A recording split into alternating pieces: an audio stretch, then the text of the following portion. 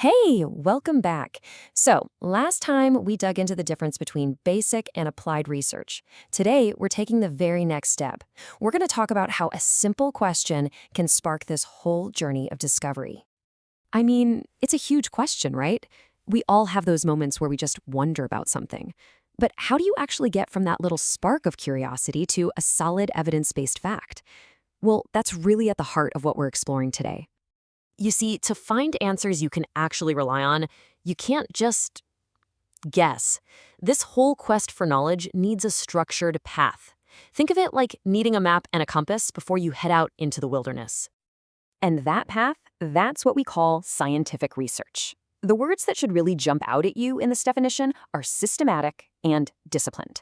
This isn't just a random walk in the dark, hoping you stumble upon an answer. No, it's a very carefully planned expedition designed to bring things into the light. And here's why that's so important. The whole point of this process is to be as objective as humanly possible. It's all about aiming for precision, for accuracy, and trying to remove our own opinions from the equation. You gotta let the evidence do the talking. So once a researcher decides to go on this quest, they almost immediately hit a fork in the road. They have to make a really big choice about which direction to take, and that choice is gonna shape absolutely everything that comes next. This choice is called the research approach. And a really good way to think about it is like choosing how you're going to travel on a long journey. Are you going to take a car, a boat, a plane? Each one is going to completely change how you travel, what you see, and of course, where you end up. Now, in the world of research, there are three main paths to choose from. You've got the quantitative approach, the qualitative approach, and then the mixed methods approach, which, as you can probably guess, kind of combines elements from the other two. Each one of these paths is built to answer very different kinds of questions.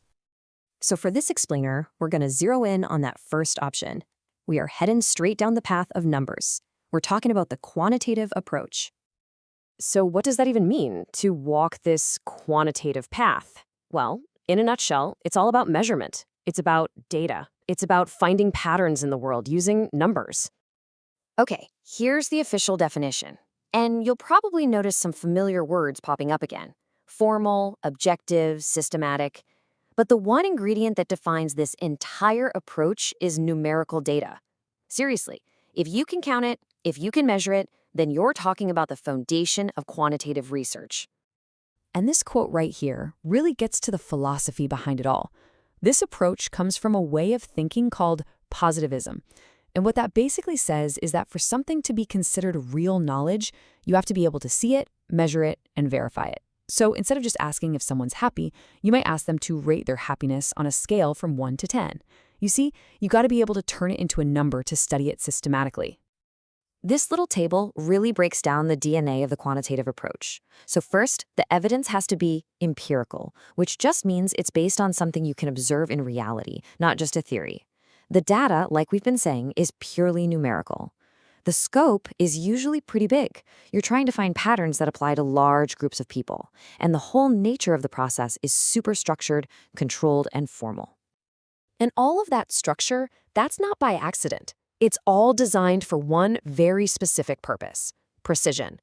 The whole idea is to create this clear, repeatable, and logical flow that takes you straight from a question to an answer. And this is kind of what that process looks like, broken down. You start with a very clearly defined problem. From there, you move step by step towards a solution.